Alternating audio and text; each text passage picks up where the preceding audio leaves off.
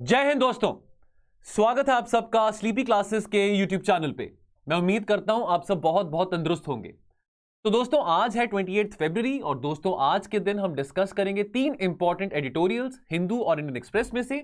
एक आर्टिकल रहेगा हमारा आईआर से पर्टिनेंट, तो जो यूक्रेन का क्राइसिस चल रहा है उसमें इंडिया का क्या डिलेमा है, इंडिया का क्या स्टैंड है vis-a-vis Russia and vis-a-vis America. तो ये आर्टिकल हिंदू में आया है, written by Happymon Jacob, तो इसको हम डिस्कस करेंगे। साइंस एंड टेक्नोलॉजी रिलेटेड एक आर्टिकल दोस्तों हिंदू में आया है बिकॉज आज नेशनल साइंस डे बनाया जाता है। ये जो आर्टिकल है ये एस्से के लिए भी रेलेवेंट है, काफी सारा कंटेंट इसमें जो लिखा गया है काफी जेनरिक है, तो उसको आप एस्से के लिए भी इस्तेमाल कर सकते हैं। और एक आर्टिकल हम डिस्कस करेंगे written by Ashok Gulati related to public distribution system, तो ये भी हमारे GS3 के सिलेबस को पर्टिनेंट है, राइट।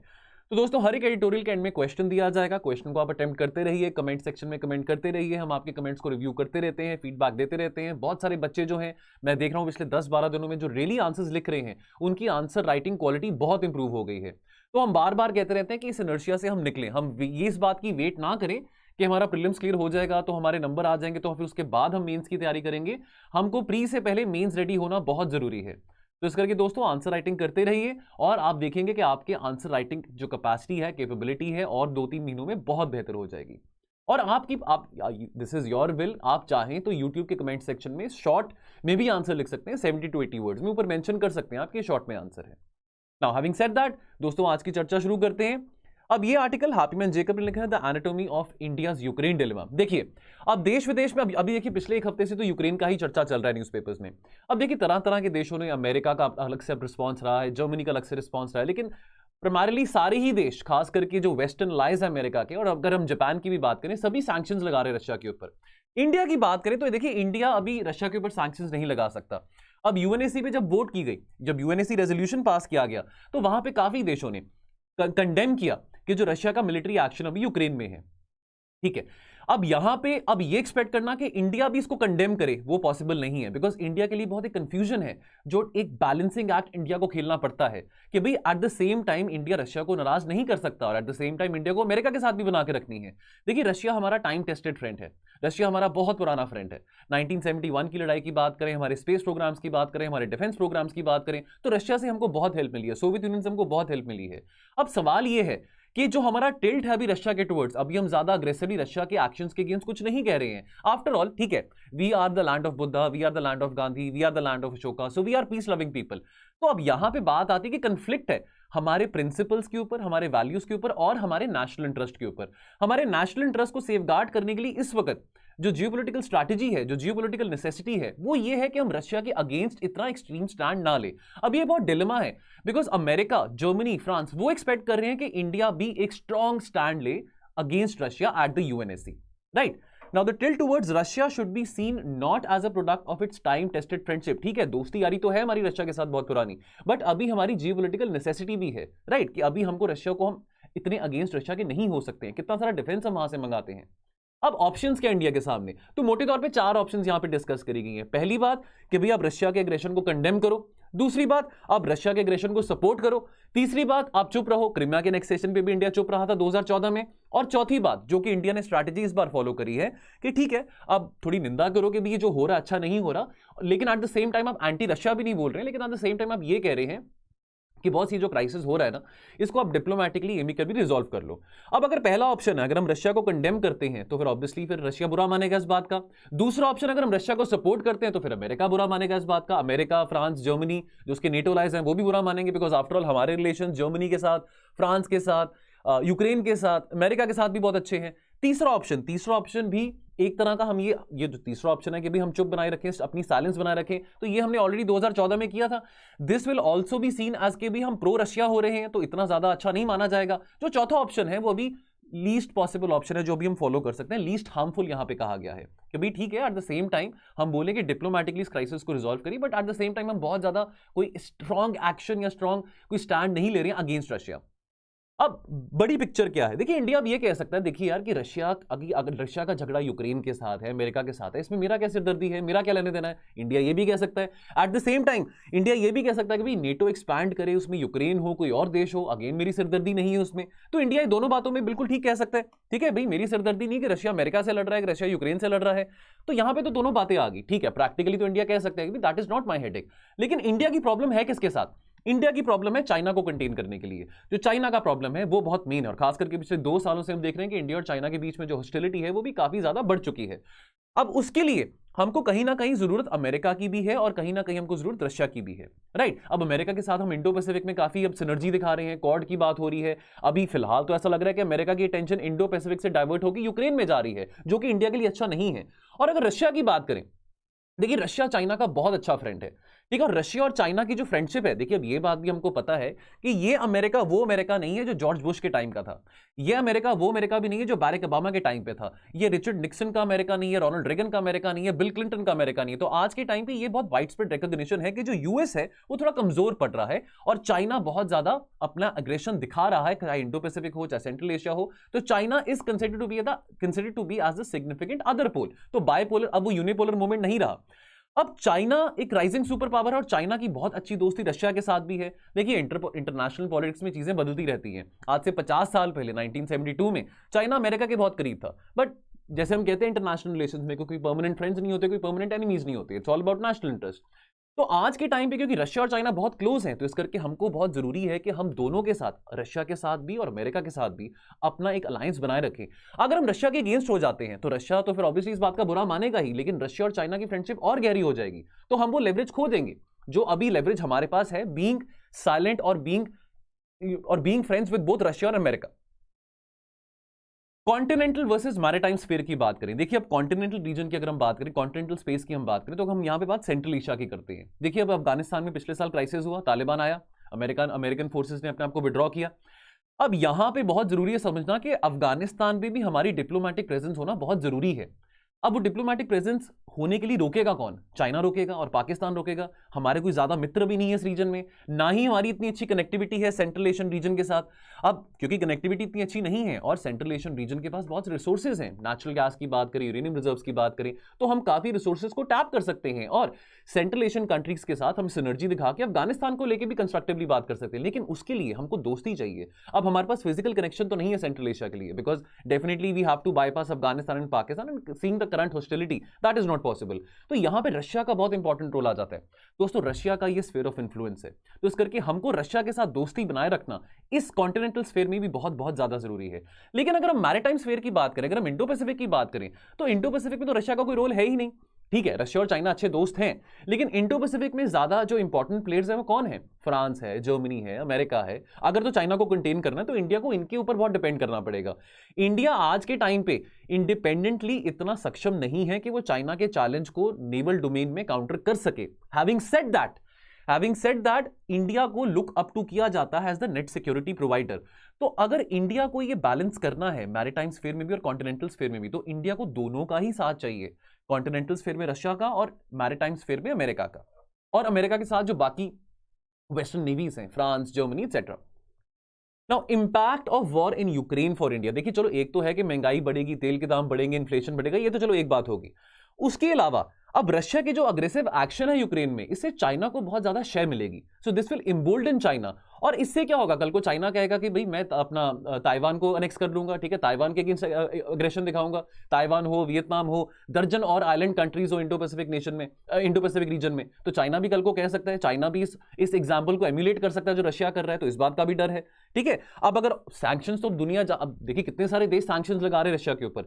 अब इससे हमारे लिए क्या मुसीबत है? देखिए हम अभी भी बहुत ज्यादा डिफेंस का ट्रेड रशिया के साथ करते हैं। देखिए अभी ज्यादा दूर ना जाएं, अभी S-400 मिसाइल्स की ही बात करें जो भी हमने इंपोर्ट करा था रशिया से नवंबर में, तो किसी तरह से हमको कैटसा कानून के चलते, जो कैटसा कानून अमेरिका का है, countering America's adversary through sanctions act, अब किसी तरह से हमको अभी वहां पे तो वेवर मिल गया था कैटसा सैंक्शन के चलते। लेकिन अब आगे जाके तो अभी सारे ही देश कितने ज्यादा एंटी हुए पड़े रशिया के। लेकिन हमारे जो डिफेंस अभी डिपेंडेंसी है, डिफेंस रिलेटेड अगर हम डिपेंडेंसी की बात करें, वो भी बहुत ज्यादा रशिया के ऊपर। तो आने वाले समय में अगर हमको डिफेंस ट्रेड भी रशिया के साथ ओपन रखना है, तो सैंक्शंस अगर रशिया के ऊपर जब लग रहे हैं, जो फ्रेश सैंक्शंस लग रहे हैं, तो ये भी हमारे लिए बहुत एक मुसीबत की बात हो सकती है कि हम कैसे रशिया के साथ डिफेंस ट्रेड करेंगे। तो इस करके इंडिया के लॉन्ग टर्म इंटरेस्ट में यही है कि ना तो इंडिया रशिया के इतना अगेंस्ट हो, ना अमेरिका के इतना अगेंस्ट हो, लेकिन इंडिया इस बात को प्रेस करे यूएन पे, हर एक फोरम पे, कि इस क्राइसिस को डिप्लोमेटिकली जल्द से जल्द रिजॉल्व किया जाए। और जितना ये जो स्टैंड ऑफ है यूक्रेन और रशिया के बीच में जितना लंबा जाएगा, उतना ही चाइना और रशिया एक दूसरे के क्लोज आएंगे। तो इंडिया ये भी अफोर्ड नहीं कर सकता कि अगर जितना क्लोज चाइना और रशिया आ रहे हैं तो उतना ही दूर इंडिया रशिया से चले जाए एट द कॉस्ट ऑफ कि भी अमेरिका मेरा दोस्त है तो अमेरिका के साथ अपनी दोस्ती बढ़ाऊं। तो इंडिया ये काम नहीं कर सकता। और जितनी यूएस और रशिया के बीच में लड़ाई और ज्यादा इंटेंस होती है, गहरी होती है, उतना ही ध्यान अमेरिका का इंडो पैसिफिक से दूर होकर कहां जाएगा, यूक्रेन में जाएगा, यूरोपियन यूनियन में जाएगा, नेटो में जाएगा। तो ये भी इंडिया के लॉन्ग टर्म इंटरेस्ट के लिए अच्छा नहीं है। तो ये बहुत चैलेंजेस हैं इंडियन फॉरेन पॉलिसी के लिए, इतना आसान काम नहीं है। इंपैक्ट ऑन फॉरेन पॉलिसी की बात करें, देखिए अब यहां पे ना अपनी वल्नरेबिलिटी दिखा रहे हैं। अब देखिए अगर तो हम होते कि भी हम अब आज के टाइम पे हम आत्मनिर्भर भारत की बात कर रहे हैं, मेक इन इंडिया की बात कर रहे हैं, हम बात करेंगे कैसे हम डिफेंस अपनी मैन्युफैक्चरिंग को इंडिजनाइज कर सकते हैं। अभी तो नहीं हो पाएगी ना, अभी तो टाइम लगेगा। अभी भी हमारी डिपेंडेंसी बहुत ज्यादा है रशिया के ऊपर और अमेरिका के ऊपर, खास करके अगर हम डिफेंस इंपोर्ट्स की बात करें। उसके बाद हम अगर वल्नरेबिलिटी की बात कर रहे हैं तो जो नेबरहुड है हमारा, चाइना और पाकिस्तान दोनों न्यूक्लियर आर्म्ड है, तो इस करके टेंशंस अक्रॉस द बॉर्डर्स हैं। तो इस करके अभी हम वो सिचुएशन अफोर्ड नहीं कर सकते हैं कि हम बिल्कुल एक कंक्रीट स्टैंड, चाहे वो अमेरिका के अगेंस्ट हो चाहे वो रशिया के अगेंस्ट हो, ले सकें। तो ये अभी जियोपॉलिटिकल वल्नरेबिलिटी की बात आ जाती है, कमजोरी की बात आ जाती है। अब अनफॉर्चुनेटली अब ये हमारी फॉरेन पॉलिसी की कमजोरी है जो कि एक्सपोज हो रही है इस क्राइसिस के दौरान। अदरवाइज सीधी बात है कि हम अपने आप को बहुत गर्व से कहते हैं कि we are the land of Gandhi, we are the land of Buddha, हम पीस लविंग वैल्यूज को प्रमोट करते हैं। लेकिन यहां पे बात वैल्यूज की, यहां पे बात मर्यादा की, मोरालिटी की तो आएगी नहीं ना। यहां पे तो अपने नेशनल इंटरेस्ट की बात आ रही है। तो हम चाहेंगे कि भाई अब ये तो किसी को नहीं पसंद होगा कि वर्ल्ड वॉर 3 हो, लड़ाई हो, बहुत सारे लोग मारे जाएं। आफ्टर ऑल हमारे कितने सारे बच्चे वहां पे यूक्रेन में पढ़ते हैं, तो हमको उस बात का भी कंसर्न है। लेकिन अभी हम क्या करें, अभी हम मजबूर हैं, वल्नरेबल है। तो ये इंडिया की जो एबिलिटी है to be a swing state, ठीक है, तो हमारा भी एस्पिरेशन है to be a leading power, to be a super power. अब ये जो एबिलिटी है, this stands to be diminished seeing the current geopolitical scenario. India की जो पोजीशन है, this also shows the unmistakable indication that when it comes to geopolitics, Delhi will choose interests over principles. तो वैसे तो कोई भी नेशन हो तो हर एक नेशन चाहेगा कि भी अपने प्रिंसिपल्स को वो कॉम्प्रोमाइज ना करे। ठीक है, बंदा कहता है कि भी अगर यहां पे लड़ाई हो रही है, खून खराबा हो रहा है, तो भी अपने प्रिंसिपल्स को कॉम्प्रोमाइज नहीं करना। तो we all would want peace, we all would want prosperity. लेकिन अभी हम क्या करें, हम चाहते तो हैं, लेकिन अभी हमको अपने नेशनल इंटरेस्ट को ऊपर चुनना पड़ेगा रादर देन चूजिंग प्रिंसिपल्स। तो आगे बात करें on strategic autonomy. Now India strategic autonomy has been under a lot of stress for some time now. Now this will make statements I will not. अब यहां पे देखिए, अब एक बात यहां पे समझने को यह भी है कि इंडिया की जो इनडायरेक्ट सपोर्ट है रशिया को, जो भी इंडिया इतना खुलेआम कंडेम नहीं कर रहा रशिया के एक्शंस को, तो यहां पे कोई रशिया प्रेशर नहीं कर रहा इंडिया को कि आप मेरे खिलाफ अगर आपने कोई आवाज उठाई तो मुझसे कोई बुरा नहीं होगा, ऐसी कोई बात नहीं है। लेकिन ये हमारे खुद के नेशनल इंटरेस्ट है जिसको हमको सेफगार्ड करना है। हम रशिया को नाराज नहीं रख सकते हैं। अभी आज इस टाइम पे हमारे पास वो कैपेसिटी नहीं है कि हम अफोर्ड कर सके हॉस्टाइल रिलेशन और a bad relation with Russia. तो आने वाले समय में अगर ऐसा चलता रहा तो सवाल ये उठ रहा है कि क्या आने वाले समय में हम अपनी स्ट्रेटेजिक ऑटोनॉमी का इरोजन देखेंगे, right? Primarily at the cost of what, because we have to balance against China. तो चाहे अमेरिका के साथ अलाय करना हो, चाहे रशिया के साथ अलाय करना हो, ये कब तक हम ये गेम खेलते रहेंगे, कब तक ये टाइट रोपिंग हम करते रहेंगे, ये सवाल यहां पे खड़ा होता है। क्वेश्चन क्या बनता है, India tilt towards Russia in the ongoing Ukraine crisis is more of a geopolitical necessity.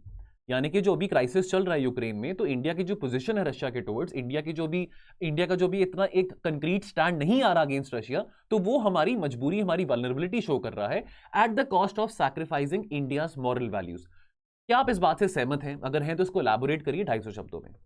चलिए दोस्तों, अगला editorial, a day to embody the true spirit of science. तो क्योंकि आज नेशनल साइंस डे है, तो government is organizing a science week in commemoration of the national science day which falls on the February 28।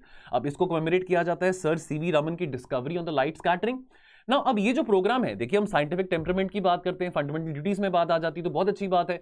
बार बार ये बात होती है कि इंडिया इतना पीछे क्यों रह जाता है। हम अपनी R&D की बात करते हैं, रिसर्च एंड डेवलपमेंट की बात करते हैं, हम कहते हैं कि साउथ कोरिया, जापान, चाइना, ये सब देश बहुत आगे बढ़ गए हैं, प्राइमरली बिकॉज यहाँ पे साइंटिफिक टेम्परामेंट की ग्रोथ बहुत ज्यादा है। अब देखिए, अब हम बहुत, अगर इंडिपेंडेंस से लेके आज की बात करें, तो चाहे हमारे डिफेंस प्रोग्राम है, चाहे हमारे सैटेलाइट प्रोग्राम्स हैं, हम इंफॉर्मेशन टेक्नोलॉजी की एरा की बात करें, हमने बहुत प्रोग्रेस देखा है। तो साइंस का बहुत प्रोग्रेस हुआ है। तो अब ये पूरे हफ्ते में जो साइंस वीक सेलिब्रेट किया जा रहा है, तो यहाँ पे नौजवानों को, यंगस्टर्स को इंडिया के साइंटिफिक अचीवमेंट्स के बारे में बताया जाएगा। इस एडिटोरियल में जो ऑथर है वो ये कह रहे हैं कि ये जो इवेंट है, ठीक है, इंडिया की साइंटिफिक अचीवमेंट्स हुई हैं, which is very good, which is commendable, लेकिन यहां पे साइंस की सेलिब्रेशन होनी चाहिए। अब यहां पे ऑथर ये कह रहे हैं कि भी इंडियन साइंस हो, चाइनीज साइंस हो, अमेरिकन साइंस हो, यहां पे कोई बॉर्डर्स नहीं आते हैं। यहां पे साइंस की बात होनी चाहिए कि होलिस्टिकली साइंस ने कैसे ह्यूमैनिटी की डेवलपमेंट में हेल्प किया है, कि साइंस की प्रोग्रेस से कैसे सिविलाइजेशन की प्रोग्रेस हुई है। तो असेंस की बात करें तो यहां पे इस आर्टिकल में ऑथर ने एक फिजिशियन को कोट किया है, फ्रीमैन डायसन को। उन्होंने एक बुक लिखी है, बुक का नाम है the scientist as rebel.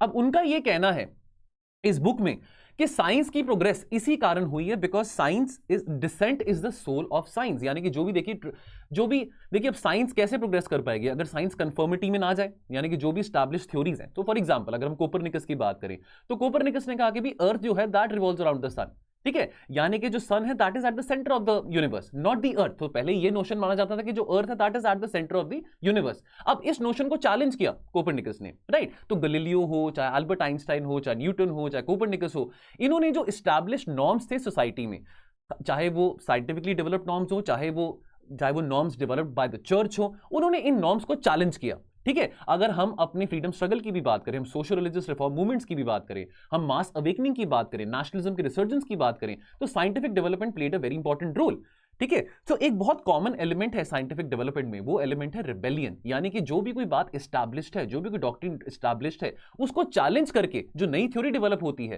That is what is scientific development, that is what is the meaning of having a scientific temperament, ठीक है। तो साइंस इज यूनिवर्सल, जैसे म्यूजिक है, डांस है, मूवीज है, पोएट्री है, उस तरह से साइंस भी यूनिवर्सल है। तो कोई ऐसी चीज नहीं होती कि ये इंडियन साइंस है या अमेरिकन साइंस है या चाइनीज साइंस है। तो साइंस की अगर हम बात करें तो science was about exchange of ideas. देखिए सिविलाइजेशन से भी पहले, ठीक है, अब देखिए हम इंडस वाली सिविलाइजेशन की बात करते हैं, मेसोपोटामियन सिविलाइजेशन की बात करते हैं, पीपल टू पीपल कॉन्टैक्ट्स की बात करते हैं। तो जैसे ट्रेड होना शुरू हुआ था, ठीक है, जैसे वीट का ट्रेड होना शुरू हुआ, राइस का ट्रेड होना शुरू हुआ, और भी ऑर्नामेंट्स का ट्रेड होना शुरू हुआ, हम सिल्क रूट की बात करते हैं। तो लोग, फिलोसोफर्स, मैथमेटिशियंस, एस्ट्रोनॉमर्स एक देश से दूसरे देश जाते थे, अपने आइडियाज एक दूसरे के साथ शेयर करते थे। तो साइंस जो डेवलप हुआ है that is nurtured through the exchange of ideas, just like trade is nurtured through the exchange of goods. Science as a tool to awaken the masses. देखिए अब for Indian scientist of those days, अगर हम pre independence की बात करें तो science was a double rebellion, यानी कि जो हमारे सोशल रिलीजियस रिफॉर्मर्स थे, अब वो साइंस को यूज करते थे to rebel not only against the English but also against the ethos of Hinduism. अगर हम ऑर्थोडॉक्स एलिमेंट्स की बात करें, फंडामेंटलिज्म की बात करें, तो चाहे वो ऑर्थोडॉक्स एलिमेंट्स हिंदू समाज में से थे या इस्लाम समाज में से, मुस्लिम समाज में से थे, तो लेकिन इन बात को चैलेंज किया गया, right. The rebellious spirit led to resurgence of science in India in the pre-independence day. तो अगर if science must excel, then it needs to promote free spirit of rebel, free spirit of dissent. वैसे भी हम कहते हैं ना कि dissent is a very essential part of democracy, right? तो अगर हम हर चीज में एग्री करते रहेंगे, अगर हम हर एक चीज में एग्री करते रहेंगे तो हम कंफर्म हो जाएंगे। तो साइंस कैसे डेवलप कर पाएगी, साइंटिफिक टेम्परामेंट कैसे बन पाएगा? तो साइंटिफिक टेम्परामेंट बनने के लिए बहुत जरूरी है कि जो एस्टैब्लिश्ड नॉर्म्स उनको हम चैलेंज करें, राइट, डिस्कस करें, एंगेज करें इस डिबेट में। Science is an alliance of free spirits in all cultures, rebelling against the tyranny, right? हुकूमत, the dictatorship that each culture imposes on its children. तो हम एग्जाम्पल्स की बात करें तो यहाँ पे गैलीलियो की बात करी गई है, कोपरनिकस की बात करी गई। जैसे मैंने आपको बताया कि कोपरनिकस ने जो कहा था कि भी जो अर्थ है that revolves around the sun, right, it is not that earth is the centre of the universe, sun is the centre of the universe. तो ये कि भाई sun is the centre of universe, earth is the centre of the universe, ये बात पहले से establish, लेकिन उस बात को चैलेंज किया गया। क्वेश्चन क्या बनता है, scientist have a special duty to foster a free and unfettered intellectual atmosphere. क्या आप इस बात से एग्री करते हैं? कमेंट करिए इसको 150 शब्दों में। चलिए दोस्तों, अगला एडिटोरियल, ये लास्ट एडिटोरियल रहेगा आज का, अशोक गुलाटी का, so that the war doesn't hit us. अब देखिए यूक्रेन की लड़ाई के बारे में हमने बहुत बातें कर ली, ठीक है। अब तरह तरह के देश सैंक्शंस लगा रहे हैं, हमने अभी इसके बारे में बहुत चर्चा करी है पिछले पूरे हफ्ते में कि क्या सैंक्शंस के इंपैक्ट क्या होंगे। अब बात करें कि लड़ाई के चलते महंगाई के ऊपर क्या इंपैक्ट करेगा, राइट। अब देखिए, अब कहीं पे भी लड़ाई हो, चाहे वो सीरिया में हो, चाहे वो इराक में हो, चाहे वो कहीं पे भी हो, तो उसके जियोपॉलिटिकल रैमिफिकेशन, उसके जियो इकोनॉमिक रैमिफिकेशंस भी होते हैं। अब रशिया यूक्रेन की लड़ाई के चलते ऑलरेडी अगर हम ब्रेंट क्रूड की बात करें तो ऑलरेडी तेल के दाम बहुत बढ़ चुके हैं, ठीक है। अब इसके चलते ऑब्वियसली महंगाई बढ़ेगी, राइट। ऑलरेडी पिछले एक साल से हम देख रहे हैं कि तेल के दाम बहुत ज्यादा बढ़ चुके हैं। अगर हम इन्फ्लेशन की बात करें, कंज्यूमर प्राइस इंडेक्स की अगर हम इन्फ्लेशन की बात करें, सीपीआई इन्फ्लेशन की बात करें, तो वो 6% से भी ज्यादा क्रॉस हो चुकी है, जो कि आरबीआई के बैंड से, जो टॉलरेंस बैंड है +-4% का, उससे भी ज्यादा है। तो इस करके अब आरबीआई के ऊपर भी बहुत प्रेशर है कि आने वाले समय में आरबीआई भी रेपो रेट इंक्रीज करे। ऑलरेडी इस बात की भी अभी एक फियर है, कंसर्न है। तो देखिए, अगर हम स्टॉक मार्केट की भी बात करें, स्टॉक मार्केट भी बहुत दिनों से डाउन है। अगर हम अमेरिका की बात करें तो ये भी बात बहुत टाइम से डिस्कस हो रही है कि अमेरिका का जो फेडरल बैंक है, जो अमेरिका का सेंट्रल बैंक है, वो भी अपना इंटरेस्ट रेट अब हाइक करेगा। इसके चलते बहुत सारा पैसा हमारी स्टॉक मार्केट से, बहुत सारी इमर्जिंग इकोनॉमीज की स्टॉक मार्केट से निकला जाएगा। ठीक है। तो हाई इन्फ्लेशन के चलते इन्फ्लेशन टैक्स की यहां पे बात करी गई है। वैसे भी देखिए, अगर आज आप बैंक्स में एफडी के तौर पे सेविंग इंटरेस्ट जो आपको मिलता है, कितना मिलता है, 3-4% मिलता है। वो तो टाइम नहीं रहा कि आपको एफडी पे 9% मिलेगा, 8% मिलेगा। तो ऑलरेडी महंगाई भी बहुत बढ़ रही है, ठीक है। तो आपके पास बचता क्या है? कुछ भी नहीं बच रहा। फूड फॉर थॉट की अगर हम बात करें तो यहां पे महंगाई सिर्फ तेल की नहीं, यहां पे फूड की भी बात करी गई है। अगर हम सीपीआई की बात करें, कंज्यूमर प्राइस इन्फ्लेशन की बात करें, तो फूड का जो वेटेज है वो बहुत ज्यादा है, मोर देन 45% है। तो फूड इन्फ्लेशन बहुत क्रिटिकल है।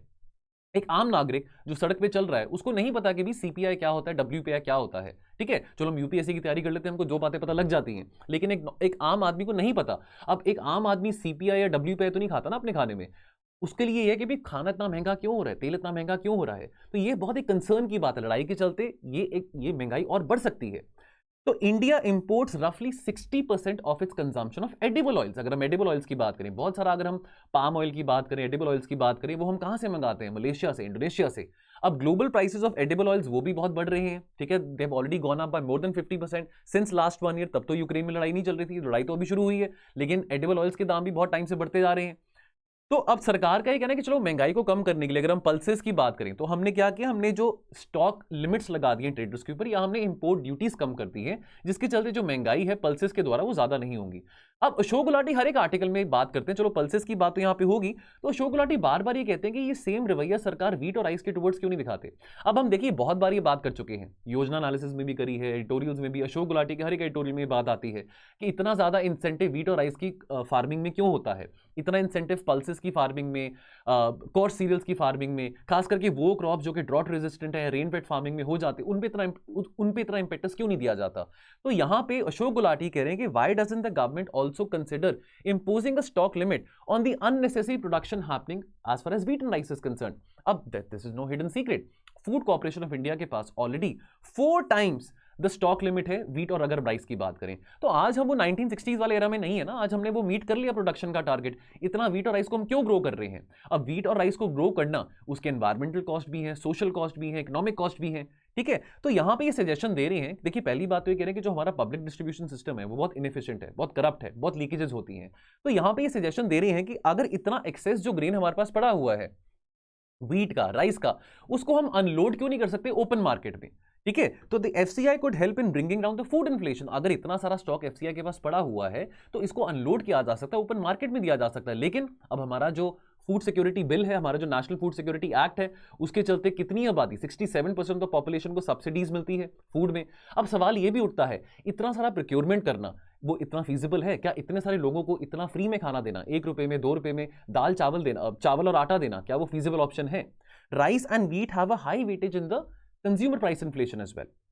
अब एफसीआई क्यों नहीं ऑफलोड कर पा रहा जो एक्सेस स्टॉक्स उसके पास है? प्रॉब्लम क्या है? Economic cost of rice, economic cost of rice and wheat. MSP की बात करें, प्रोक्योरमेंट प्राइस की बात करें, एनवायरमेंटल कॉस्ट की बात करें। अब अगर एफसीआई अगर ये सारा का सारा जो सामान है अगर ओपन मार्केट में डिस्ट्रीब्यूट करना शुरू कर देगा तो फिर एफसीआई को भी बहुत लॉसेज होंगे, ठीक है। अभी एफसीआई क्यों नहीं अनलोड कर पा रहा एक्सेस स्टॉक्स? बिकॉज एफसीआई को टारगेट मीट करना है, जो हमारा फूड सिक्योरिटी एक्ट के चलते जो 67% ऑफ पॉपुलेशन को जो कवरेज मिलती है राइस की और व्हीट की, ठीक है। तो एफसीआई विल इंकर huge losses in the form of hidden food subsidy. तो यहां पे अशोक गुलाटी कह रहे हैं that India runs one of the largest but perhaps the most incompetent and the most inefficient corrupt public distribution system in the world. तो बार बार बात करेगी कि कैसे हम पब्लिक डिस्ट्रीब्यूशन सिस्टम को रीवैम्प कर सकते हैं, फूड कॉर्पोरेशन ऑफ इंडिया को रीस्ट्रक्चर कर सकते हैं। अब वे फॉरवर्ड की अगर हम बात करें तो पहले तो यहां पे बात की जा रही है बीपीएल क्राइटेरिया की। तो बीपीएल क्राइटेरिया बहुत वेल डिफाइंड है by the Rangarajan committee. Rangarajan committee की बात करें, C Rangarajan was a former governor of RBI as well, he was also the former chairman of the 12th finance commission. और नीति आयोग ने भी जो भी रिसेंटली अपना मल्टी डायमेंशनल पॉवर्टी इंडेक्स निकाला है, उसमें भी उन्होंने जो बीपीएल क्राइटेरिया है बहुत वेल डिफाइंड किया है। क्या ये अब सेंस बनती है कि अभी अगर हमारे पास बीपीएल क्राइटेरिया है तो क्या वाकई में भारत में 67% ऑफ द पॉपुलेशन को सब्सिडीज की जरूरत है, फूड सब्सिडीज की जरूरत है? कि हमको राइस और व्हीट इतने चीप दाम में बांटते रहे, इससे लॉस किसको हो रहा है? पहली बात तो हमारा पब्लिक डिस्ट्रीब्यूशन सिस्टम इतना इनएफिशिएंट है, वहां पे इतने लीकेजेस हैं, करप्शन है। और दूसरी बात, एफसीआई को कितना बड़ा लॉस उठाना पड़ रहा है और डेफिनेटली इसका इंपैक्ट महंगाई पे भी होता है। अब हम बाकी क्रॉप्स को ग्रो नहीं कर रहे हैं, पल्सेस को, एडिबल ऑयल्स को, एडिबल ऑयल सीड्स को, ठीक है। अब इन क्रॉप्स को अगर हम ग्रो करेंगे, ज्यादा इंसेंटिव्स देंगे फार्मर्स को, तो हमको इतना इंपोर्ट नहीं करना पड़ेगा, फिर इंपोर्ट के कारण इन्फ्लेशन भी नहीं होगा। So it is very important to reform the green management come the food subsidy system to release pressure resources for growth of agriculture. एक एंड में जो अशोक गुलाटी ने बात बोली है वो ये कह रहे हैं कि अभी जो रिसेंटली जो बजट अनाउंस किया गया था, ठीक है, अब हमने कैपिटल एक्सपेंडिचर की बात करी, एसेट क्रिएशन की बात करी, तो बहुत अच्छी बात है, लेकिन कुछ ना कुछ लूपहोल्स भी आ जाते हैं, तभी तो एडिटोरियल्स में कंस्ट्रक्टिव क्रिटिसिज्म किया जाता है। अब यहां पे अशोक गुलाटी कह रहे हैं कि हमने 2 लाख करोड़ का जो बजट है फूड सब्सिडी के लिए रखा हुआ है, तो ये बात भी क्वेश्चनेबल है कि इतना पैसा किसको हम दे रहे हैं? 67% ऑफ द पॉपुलेशन को फूड सब्सिडी की जरूरत है क्या? क्या 67% of the population below poverty line है क्या? ये सवाल उठा गया है। और दूसरी बात, अगर हम R&D की बात करें एग्रीकल्चर में, जो कि बहुत जरूरी है, उसको कितना बजट दिया गया है? सिर्फ 8500 करोड़ का। तो बजट ज्यादा एलोकेट करना चाहिए एग्रीकल्चर रिसर्च एंड डेवलपमेंट में, ना कि अनवांटेड सब्सिडीज में। तो क्वेश्चन क्या बनता है? Discuss the loophole in India's overstressed public distribution system in 250 words. चलिए, सो दोस्तों ये थे आज के 3 एडिटोरियल्स। दोस्तों मिलेंगे हम कल और एडिटोरियल एनालिसिस के साथ। तो दोस्तों ये जो 3 क्वेश्चंस हैं, इनमें से कोई भी एक क्वेश्चन को आप अटेम्प्ट करना चाहते हैं तो कमेंट सेक्शन में कर सकते हैं, इंतजार रहेगा आपके आंसर का। तो दोस्तों आप ख्याल रखिए अपना और पढ़ते रहिए। Thank you so much. जय हिंद।